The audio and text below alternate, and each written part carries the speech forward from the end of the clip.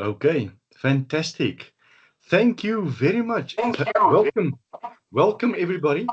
Can I just ask that you switch off, or sorry, that you mute on your side? Karina, I think you can also mute on your side there as well. Um, Not for yourself, but for everybody else as the administrator of the system.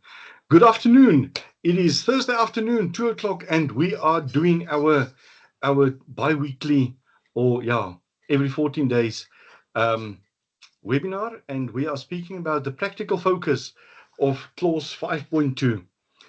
Guys, this is one of the, I want to say, this is one of the boring topics that you are having um, in the high level structure of ISO policy, because um, policy is so important, but it is actually just paperwork.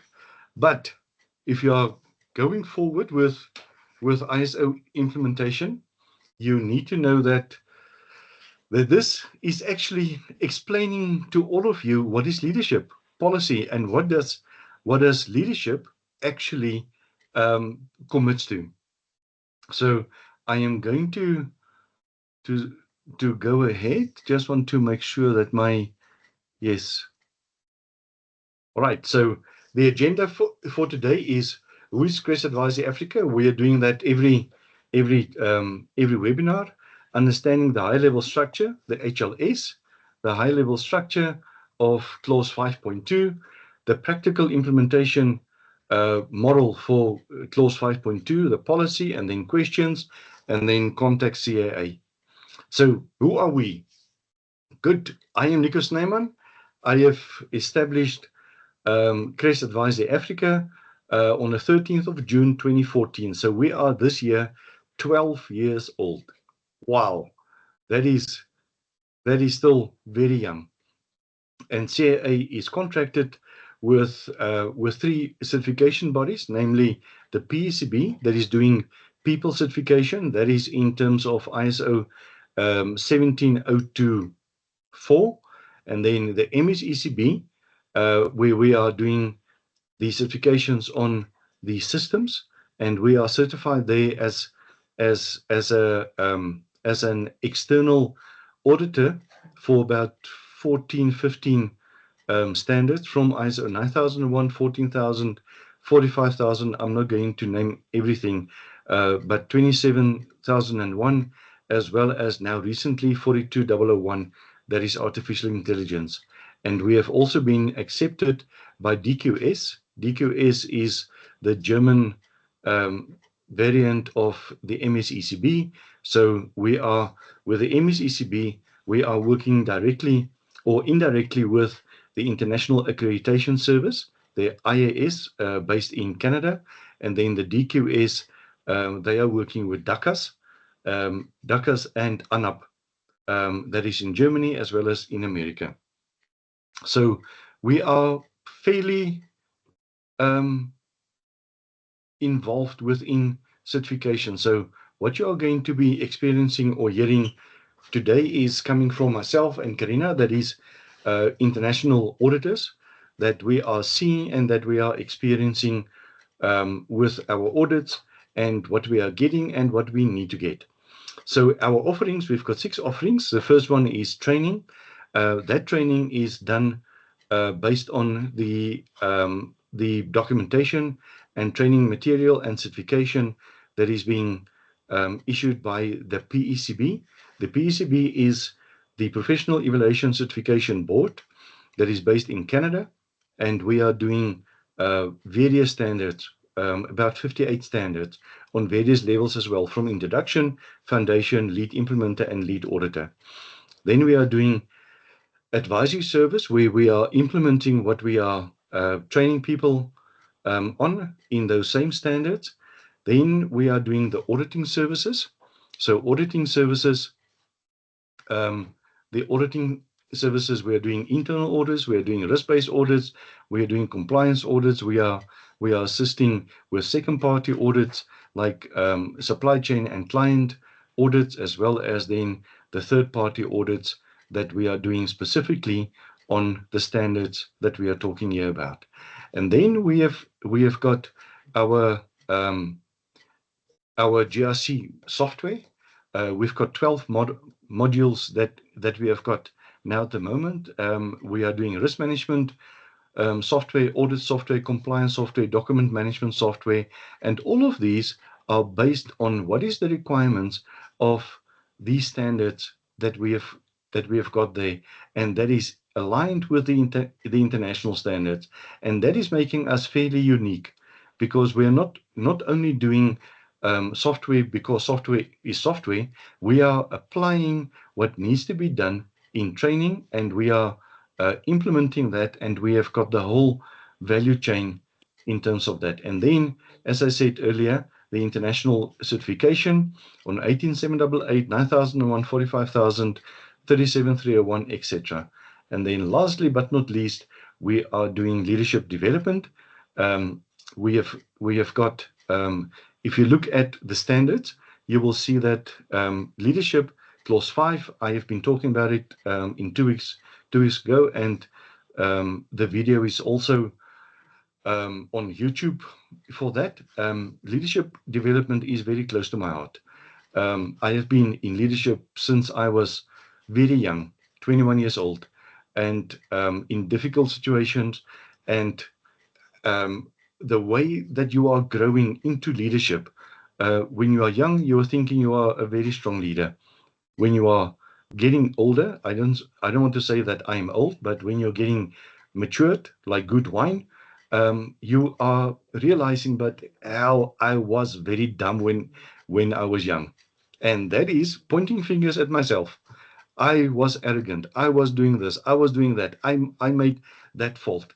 And we are here to actually assist you not making the same kind of faults and kind of things that we have done. We have learned through our experience. Good.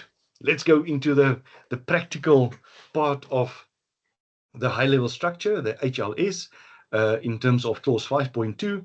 Now, 5.2 is the policy. Policy.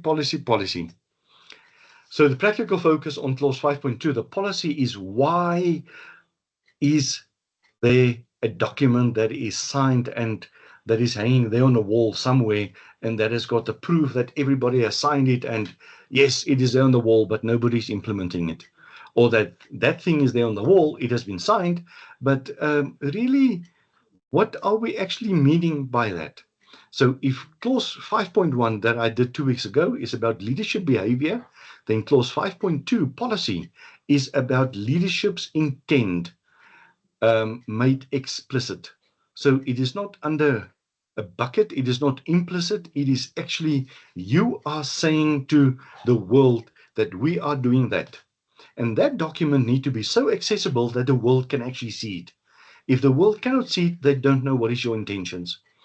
So clause 5.2 answers a deceptively simple but powerful question. What has top management formally committed to for the organization and to do for the organization?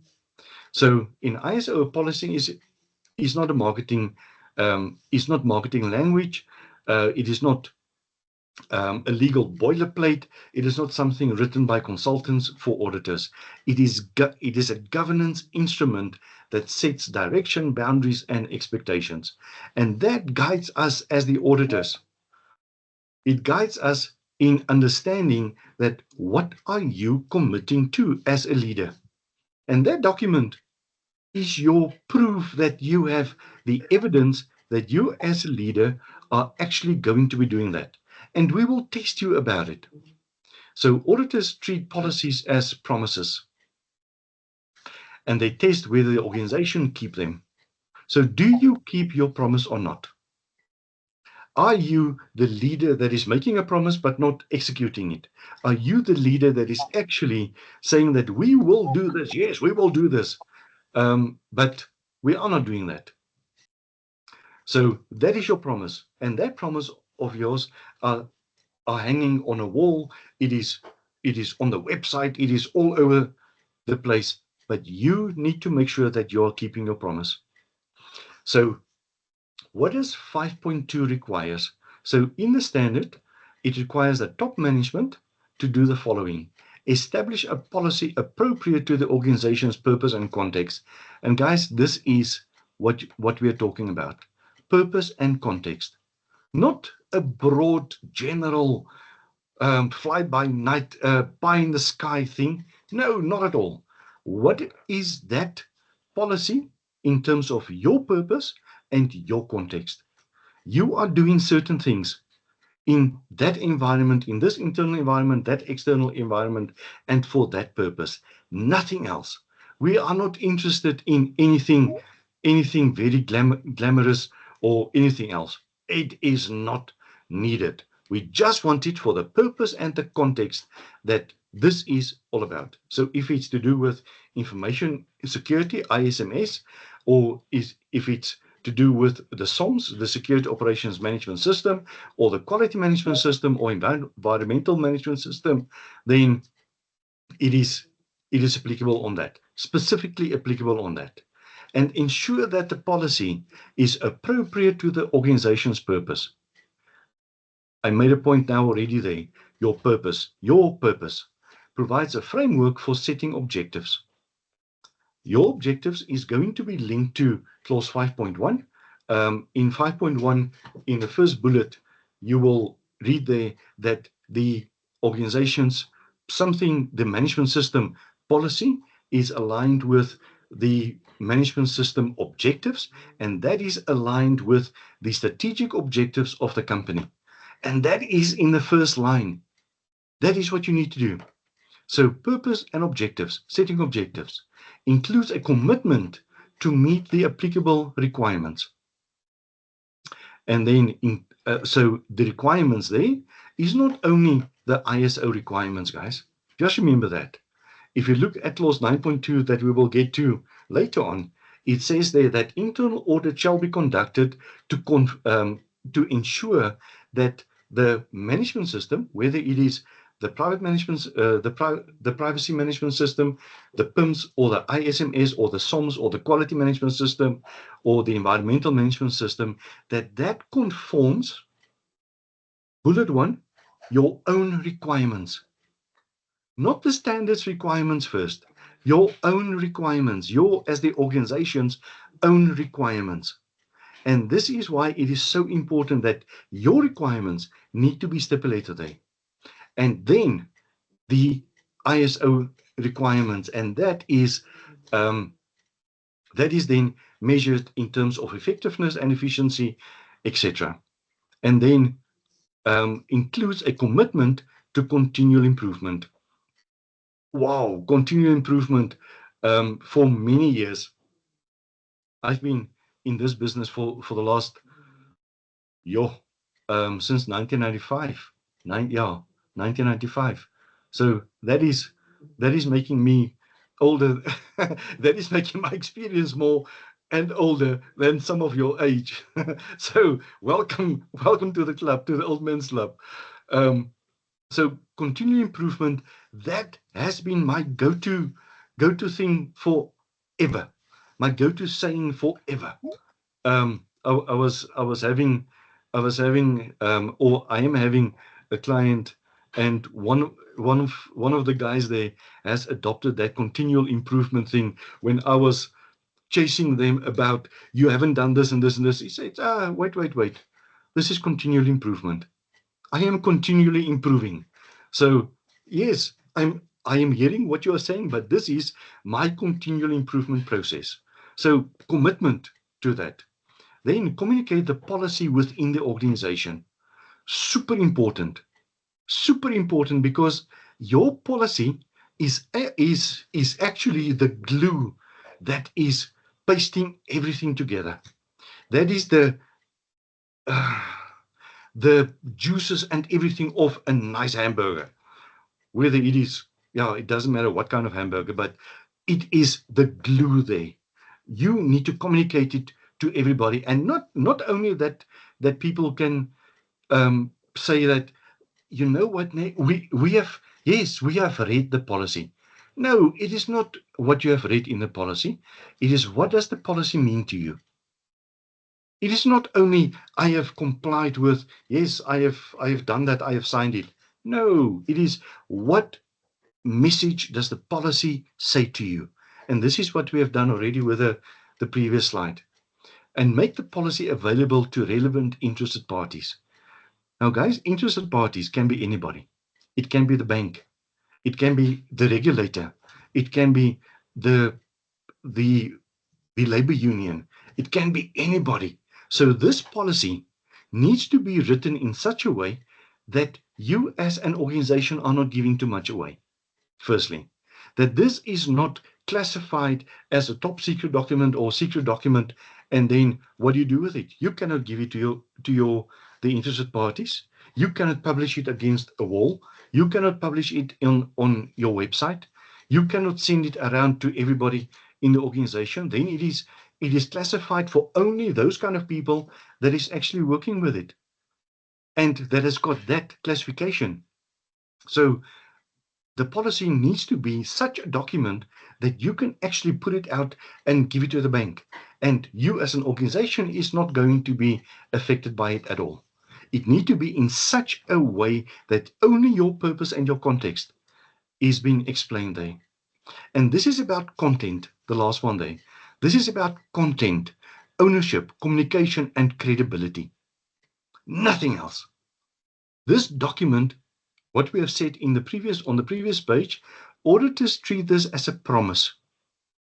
Banks can also treat it as a promise. Your regulator can also treat it as a promise.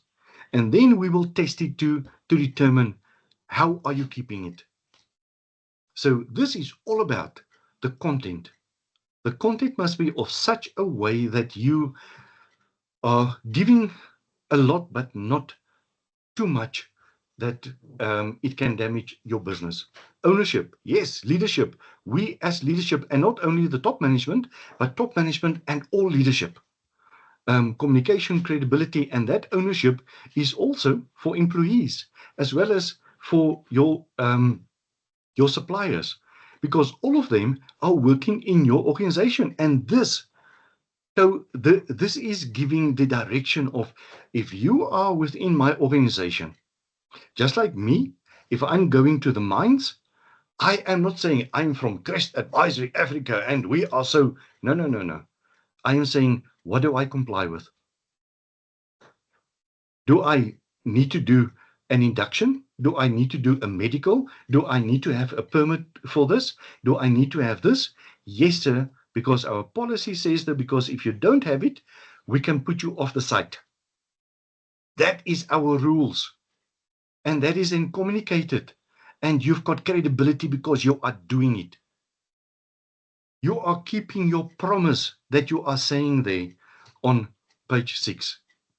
So the most important ISO insight about policies is that if you write it in a policy, you will be audited against it. We will test your promise. Absolutely. We will test it. So if it's in a policy, we will test it. Any auditor, internal auditor, external auditor, compliance auditor, it doesn't matter who, they can test it. If you are saying we are going to be having green sticky notes, only green sticky notes, then we will have green sticky notes. Not pink, not orange, green ones. So you will be audited against it. Strong policies are simple. It is clear. It is focused. Focused on, dead focus on what you have got there. It is achievable. Yes, if somebody is transgressing a policy, there will be discipline steps. And there will be a record of that non-compliance. And eventually, if that person is not compliant for the second, third time, thank you very much. You don't want to comply. You don't fit in here then. And aligned with reality. This is happening all over the world. The same kind of things. The same rules. Whether you are in the justice system, whether you are in the government system, whether you are in national treasury, whether you are in a business, whether you are in a bank. Banks will not give you a loan if there's any transgression of anything on your credit record. They will not give you a loan.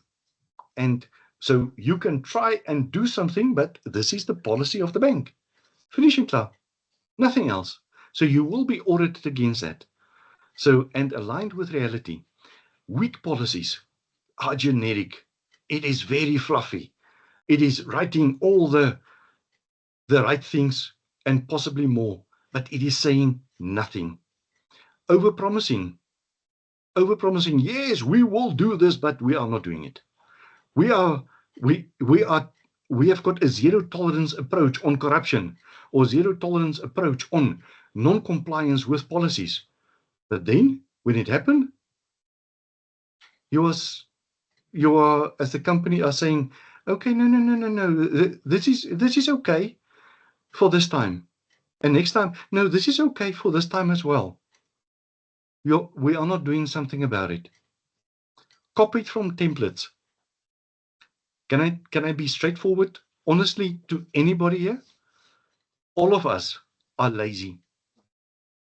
Really. All of us are lazy. We are not going to work. Not me, not me. Okay. So all of us are lazy. All of us are actually going, or we are not going to work every day to go and write a policy. So rather for us to be thinking it out, we would rather copy it from somewhere else because the work has been done already. Now at the moment, we've got, or not at the moment, for the last 2 to 3 years, we've got ChatGPT, we've got Copilot, we've got all these things, so we can just punch it in there and ask, give me a template. And it will. And we will also give you a template. But that template need to be worked on. It is just a framework. So copy from templates. We are seeing it in a lot of reports that we are getting from a lot of people when we are doing audits, and it is copied out of a standard. The organization shall. They didn't even change the organization shall. It is not organization A shall do so and so. It is the organization shall. Copied out of the standard and disconnected from operations because you are overpromising. Yes, we will do that. But are we actually enabled to be doing it? Do we have the backbone in doing it? So policy must align with clause 4. Just remember, we already went through clause 4.1, 4.2, 4.3, and 4.4. 4.1 has to do with the internal and external context and issues. And that is super important because that is based on risk management. It is what is happening in your external environment that is affecting you. What is happening in your internal environment that is affecting you. And those things need to be understood to make sure that if you are going to make promises,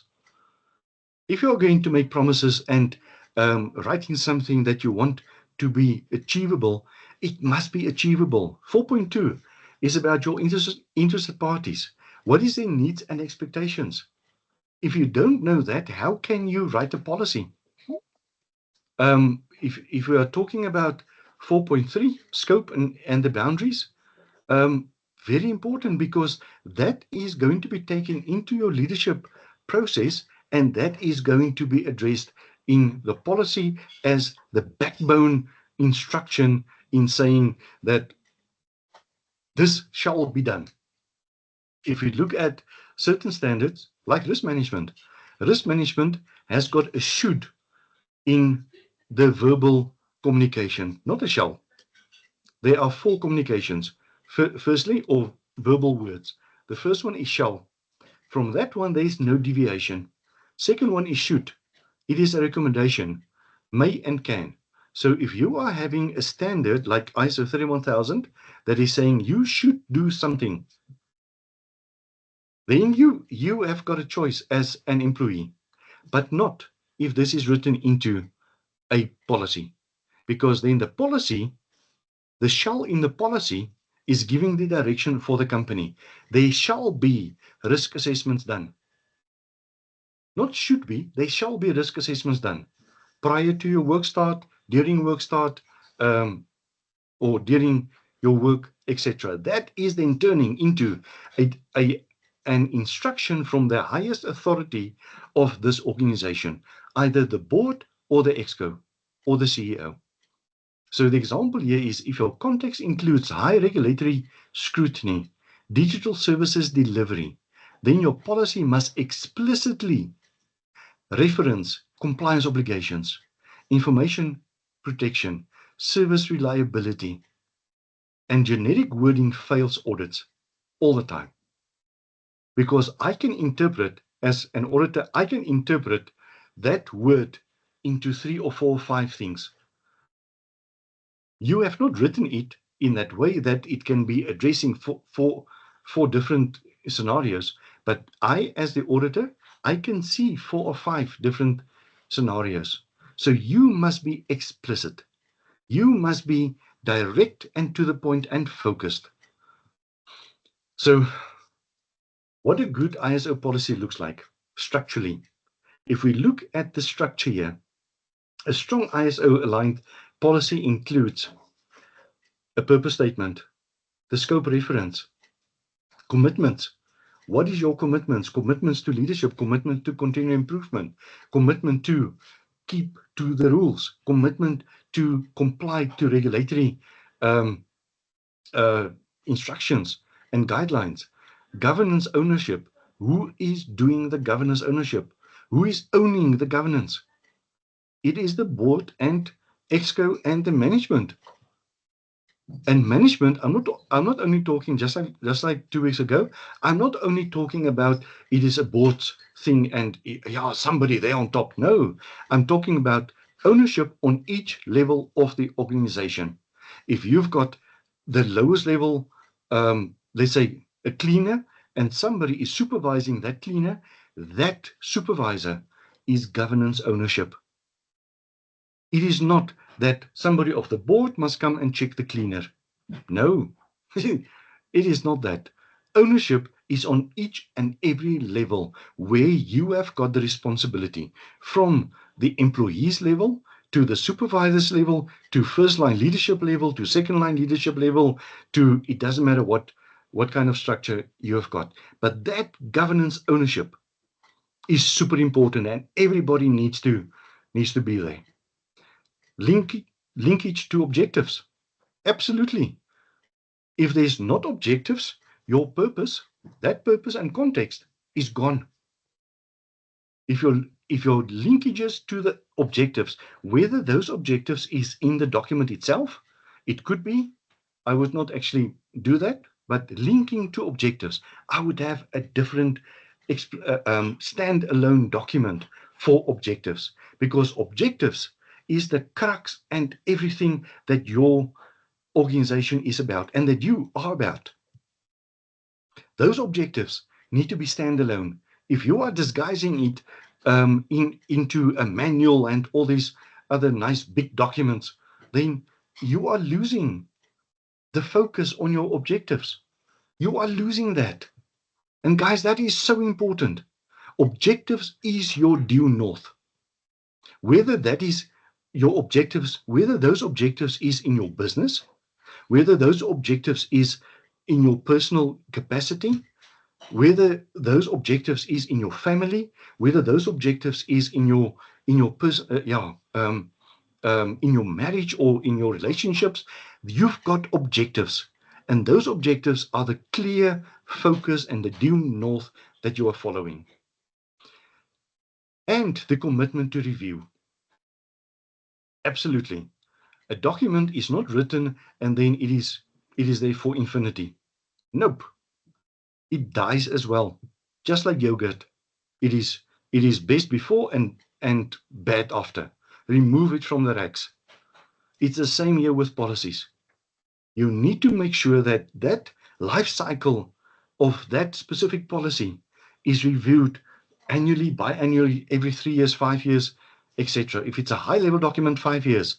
If it's an operation document, 1 year, 18 months. And then most important, in this high level document, in this high level policy, because I just want to explain quickly, there are different policies. There are high level, high impact policies that is signed off by the top management. And then there are policies that can be signed off by a departmental manager that has to do with specific things in a specific environment that needs to have a policy. And that policy is giving you the ownership and the authority to do X, Y, and Z. And the last one here is consequence management. Absolutely. If somebody is transgressing this policy that has been signed off by the highest authority in this company, and you transgress it, there shall be accountability. Somebody needs to account for that. Whether they are employees, contractors, subcontractors, it does not matter. They shall comply and they shall be held to account. They need to come and explain. Absolutely.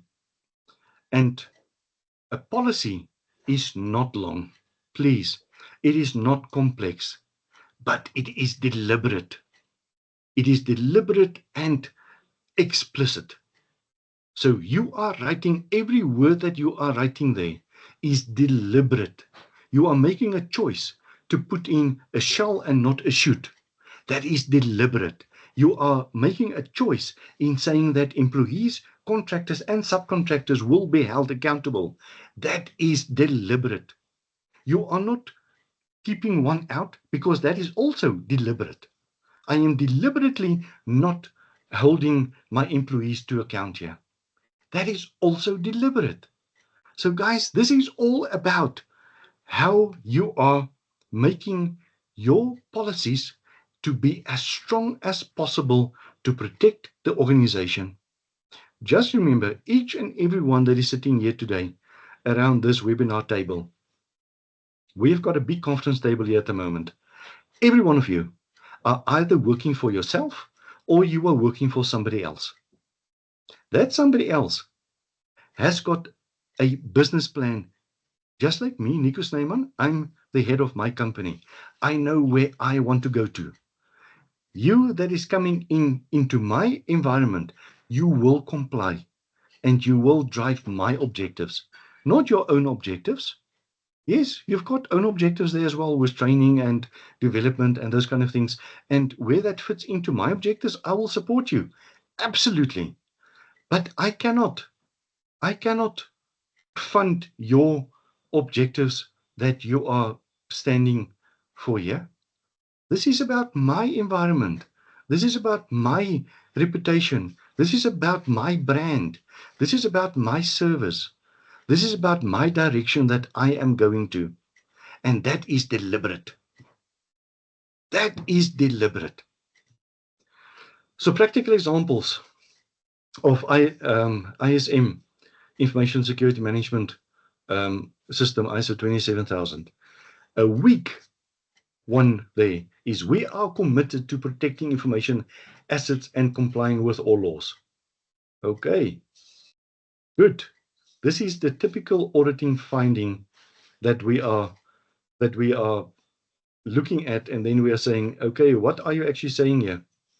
A strong one that is audit ready is the organization, or this organization, or Crest Advisory Africa is committed to protecting the confidentiality, integrity, and availability of the information, supporting the delivery of its service, complying with applicable legal, regulatory, and contractual requirements. That is compliance, ISO 37301, and continually improving the effectiveness of its information security management system.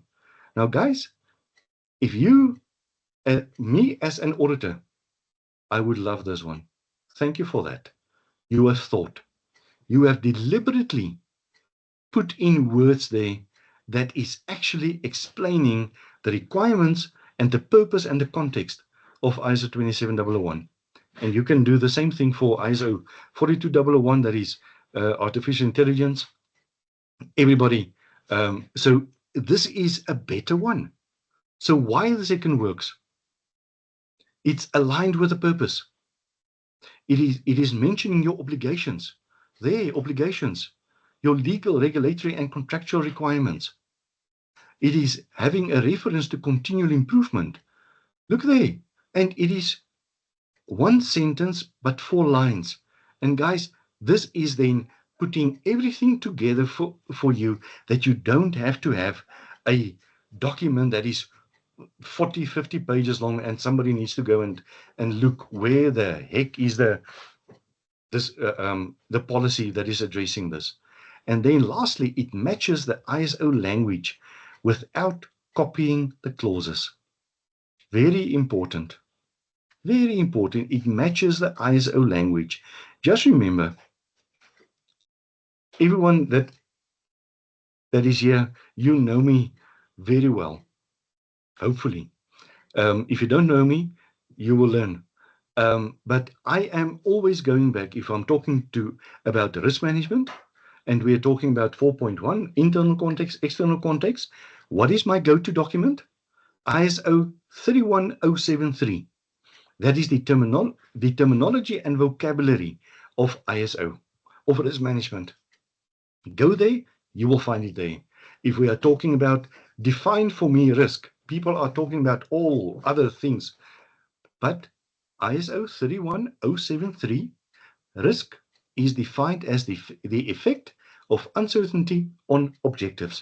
That is the ISO language. You have stepped into this environment. You have been trained as lead implementers and lead auditors in this environment. You are speaking the language of this environment. You need to be knowledgeable about the language and the language that is spoken of this environment. So please make sure that your policies reflect that. Make sure that your documentation reflect that. The policy as a framework for objectives, often missed. Really, we are seeing policies that is not even linking an objective. So 5.2, clause 5.2 explicitly requires that the policy provides a framework for setting objectives, because everything in what you are doing and what we are doing is about how do we drive the objectives of the company? How do we drive the objectives of the information management system, or the SOMS, or what is the objectives that we are driving? And this means that objectives must be traceable back to the policy. Whether you are, as I have said earlier, whether you've got a separate document that I would have for the layout of the strategic objectives linked with the SOMS objectives, linked with the ISMS objectives, linked with AI objectives, that you've got a whole document, one document that is just speaking to objectives. That is a 5-6 page document, but hell, it's a powerful document, because that document, you as leadership and you as employees, as you as middle management and operational management and top management, you have to take that thing and you need to drive that. Objectives cannot be obscured somewhere. It must be visible. It must be direct. It must be explicit. And these objectives must be traceable back to the policy, because you as top management are signing a policy that is actually giving authority to everybody.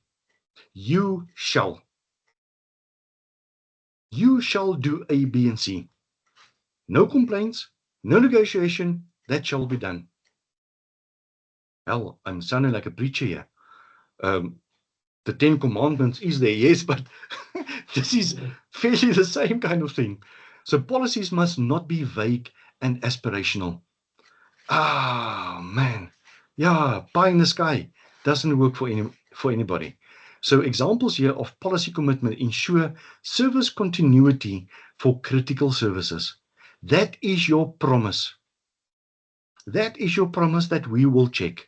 That is your promise that we will make sure that it is being done. For implementers, for auditors, for internal auditors, for compliance auditors, for regulators, you are giving that promise. And link objective here is achieve recovery of critical systems within 4 hours for tier 1 services.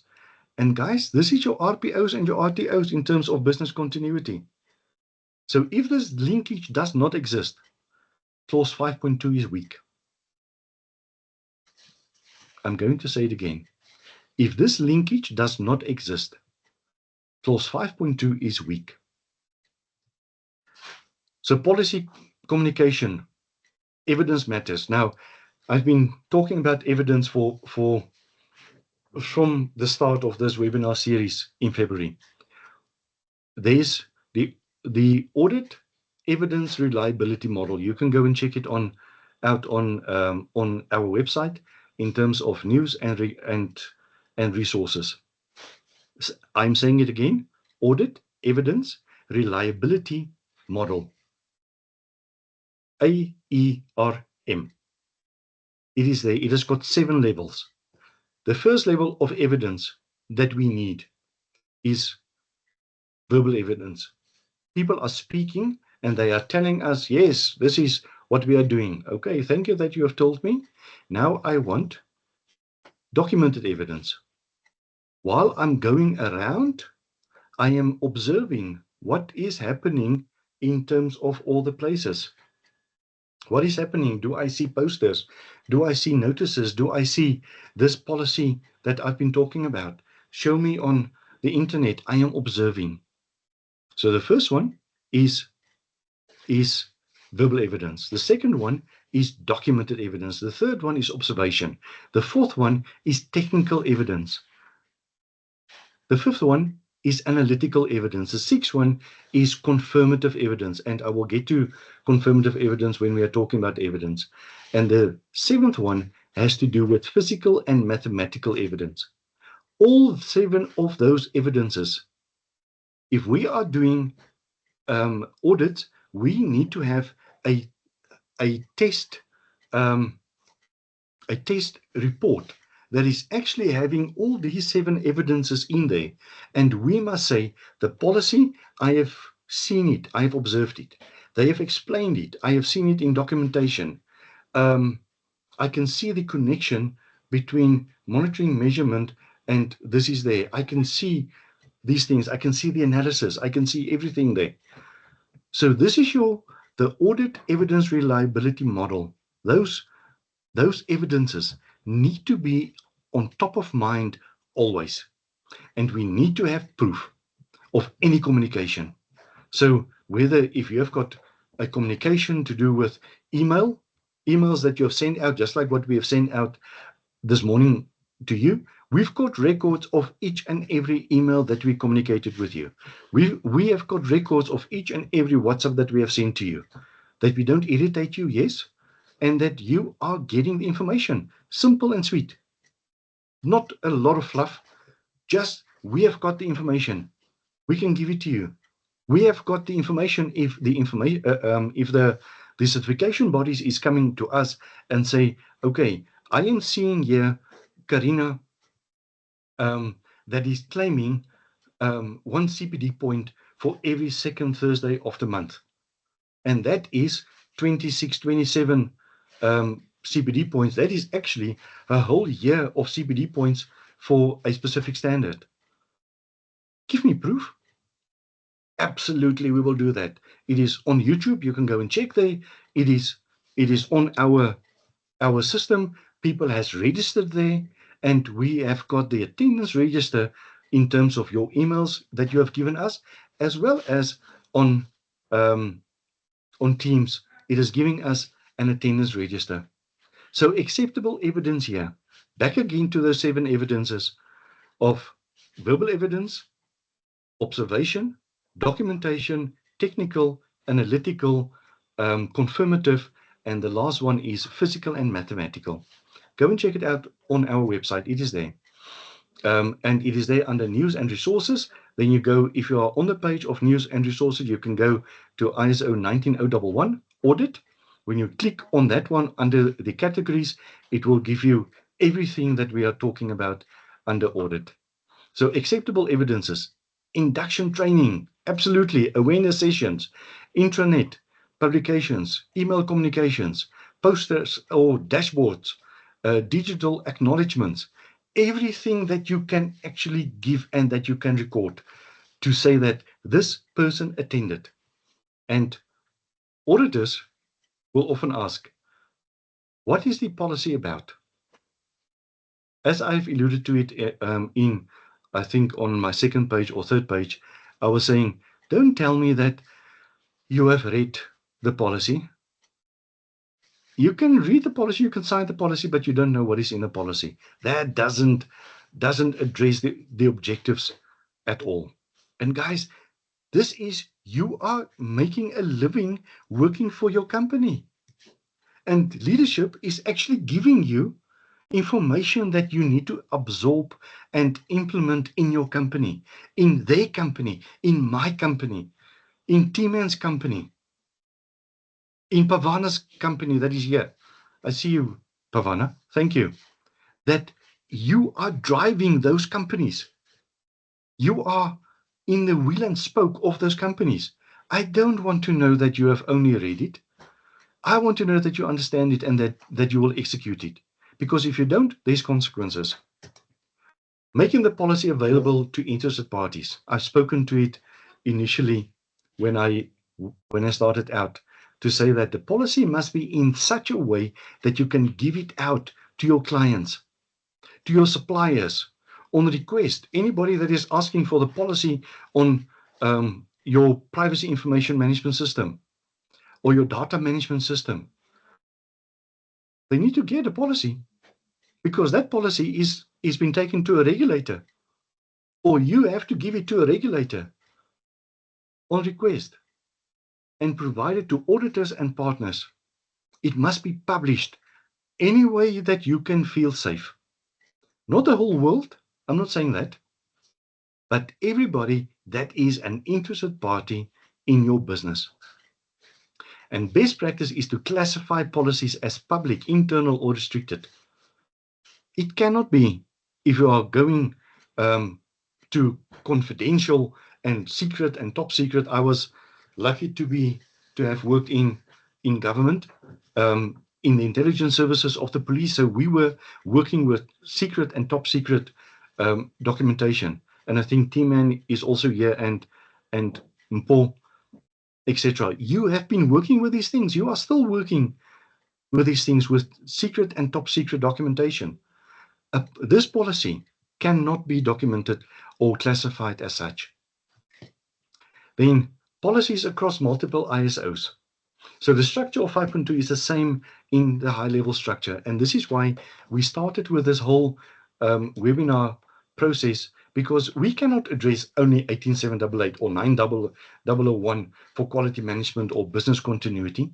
Hell, that is, we are going to take years in going through one standard.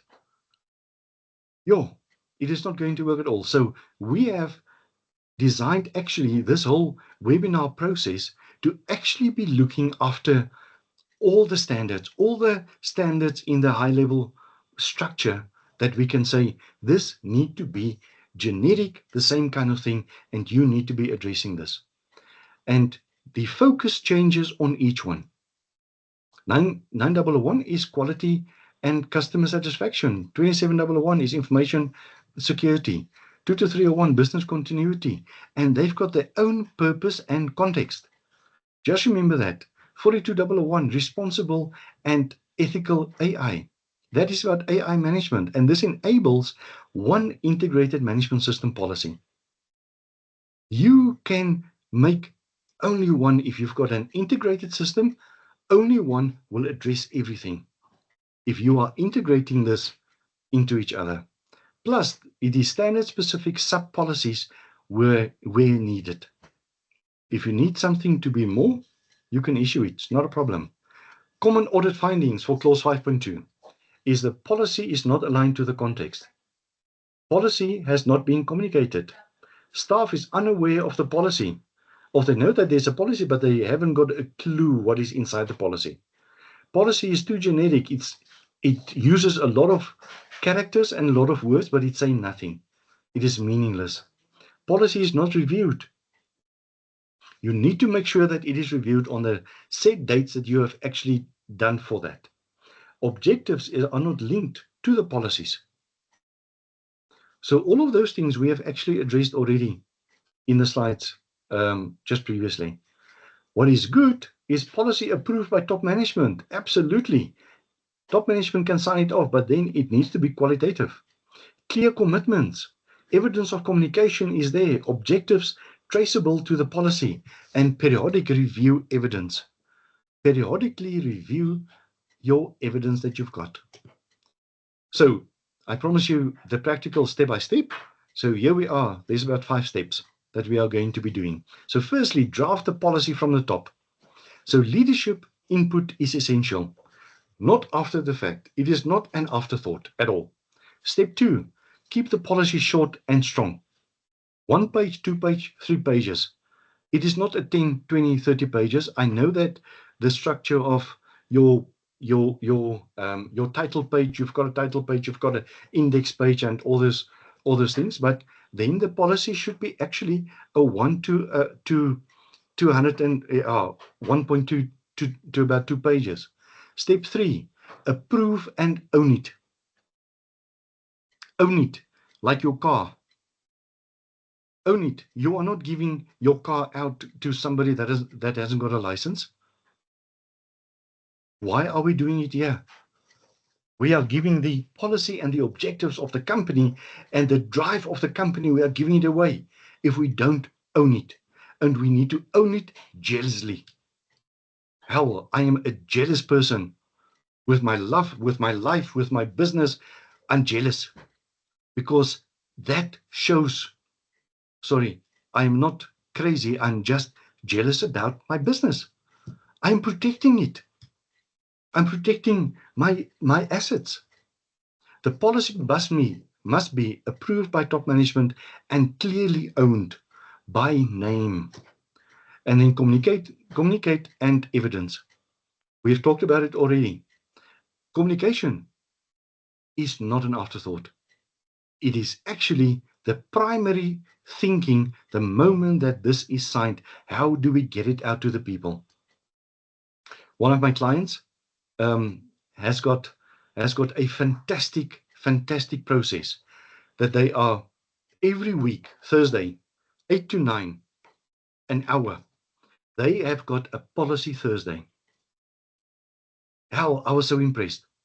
They've got policy Thursdays. Every Thursday, 8 to 9, every policy that has been signed off in a business are communicated by the person that has signed it off or that has authored it, is communicating it to everybody on Teams. They've got attendance list, they've got pictures, they've got videos, they've got everything, they've got a recording, they've got everything. They have got policy Thursdays. Hell, that was for me so beautiful. And step 5, review periodically. What triggers this? You need to have it annually or after incidents or after major changes or after audit findings. You need to change things. It cannot stay the same. And then the strategic value of 5.2. When this is properly implemented as part of your leadership clause in clause 5, it sets clear organizational direction. It strengthens accountability. It anchors your objectives. It improves audit outcomes. It shapes organizational culture. And in mature organizations, policies are not ISO documents. I have heard this a lot. No. This is not part of the ISO bundle. I don't care. It is a document that is part of your management system. Your management system is part of your business. It's part of your objectives. It is driving your objectives. And they are governance statements. I said it in the beginning. This is leadership's promise. I want to check that you are keeping your promise and that there's governance behind this. And the closing thought here is clause 5.2 is where leadership's intent becomes a public commitment. I hold you to account to this, sir. Auditors, regulators, employees, and customers all read policies the same way. This is what you say you stand for. Fantastic. I like it. I love it. But please, The next one is the most important thing. Prove it. Prove it. Give me evidence. If you cannot give me evidence and you cannot prove it, what you are saying is empty. And with that, we are getting to the end of this webinar. So thank you very much for everyone that has attended, that has listened. If there's any questions, please list it for us in the comments. If somebody wants to have a question now at the moment, Karina, I am here. I am open. So open for questions.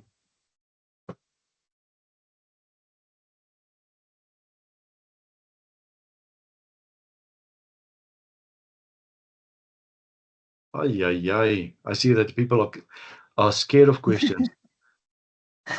Well done, Nico Snyman.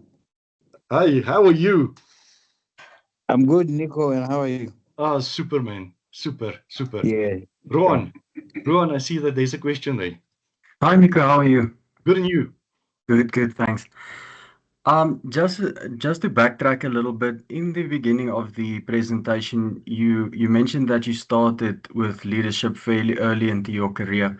How did you approach it back then? And if you could give advice to someone looking to go down the ISO route, what would you advise? That's a fantastic question, Rowan. Thank you very much for that. If you are looking at, I was in a space where I was appointed very young. At 21, I was appointed as an officer in the police, so I had authority. And the question with young leadership is, because you don't have the experience, because you don't have knowledge, you are just depending on authority. If you are leading older people, I was 21, I was leading people that is in the 30s, 38s, 40. And the question is, how do you get that maturity? And Ruan, can I suggest something for everybody that is here? Go and read the book or get the book. It is available on Google, Google Reads, The 5 Levels of Leadership by John Maxwell. It's a brilliant book, and that book has given me a lot of thinking, especially here in my 40s. I was actually implementing that book when it came out. I was appointed at that time at the Gautrain, and I was sitting with a big personnel group of about 1,500 people, and I need to get the leadership that has been coming from all over the world, all different environments, cultures, etc., on the same page. And that book, 5 Levels of Leadership, you can also get it on YouTube as a 5 minutes or 10 minutes overview. But go and get the book. I think it is about 200 Rand. It's a brilliant book. And that it gives you the 5 levels of, yes, I was trying to be nice with everybody, and then they abused me. Yes. Yeah. They were saying, we can take a chance on you. And when you are starting to be authoritative, they are saying, the leadership took to your head. It is now in your head. You are abusing it. There's always people that is going to be saying that. The question is, how are you adopting it? How are you growing into that leadership space? I am at the moment, Of course, doing coaching for a lot of young leaders all over Africa, and this is people that has been growing into their positions. That is now 26. They have finished studying at 24, 25. That is now appointed in senior positions. They've never managed people. So how in the world are you now managing? of course. That's it. Are you autocratic? Are you democratic? Are you laissez-faire? Are you situational? What is the real management thing there? Yeah. And so it is, you need to be exposed to coaching, to mentorship, to leadership, to reading, to knowledge, and to know yourself. We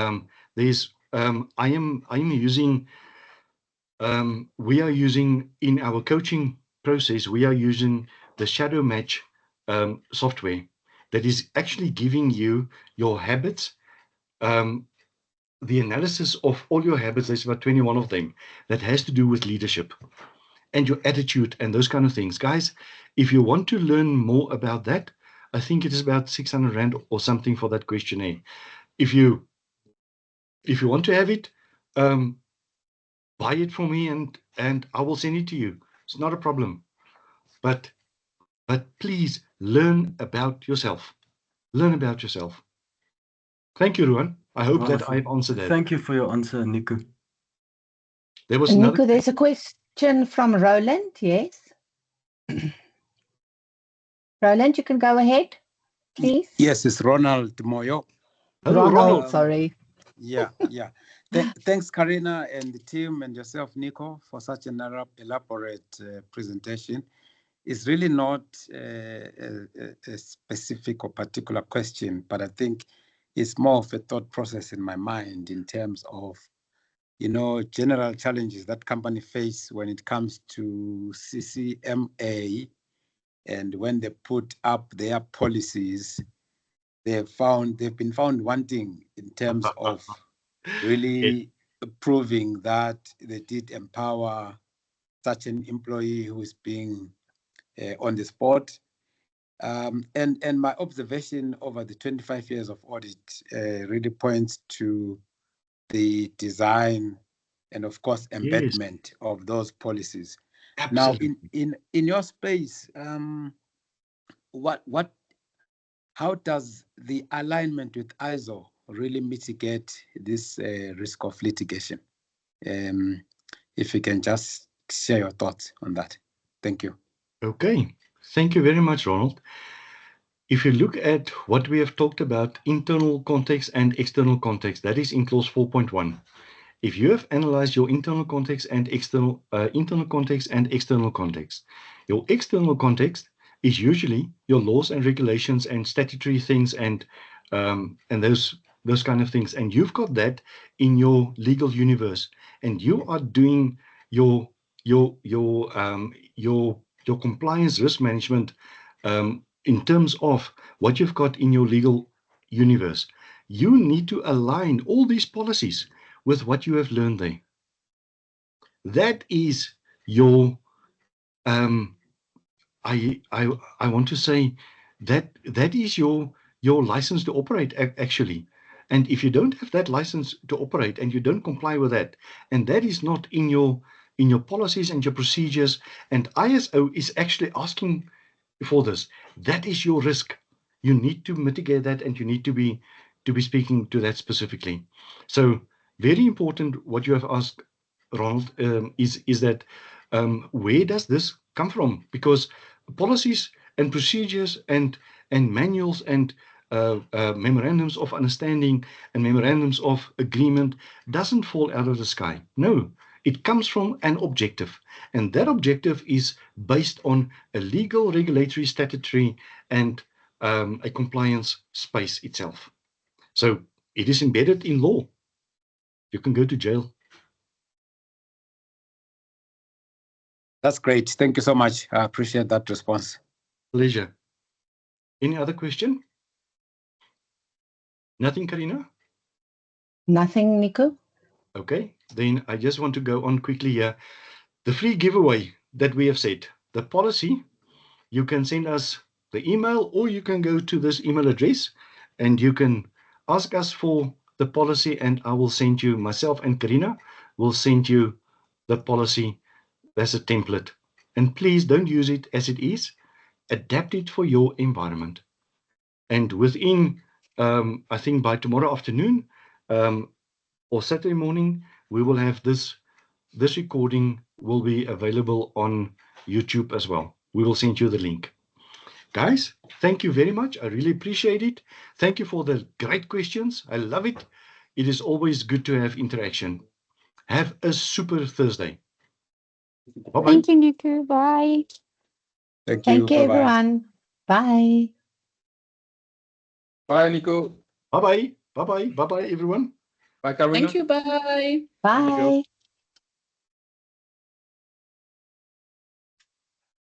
Bye.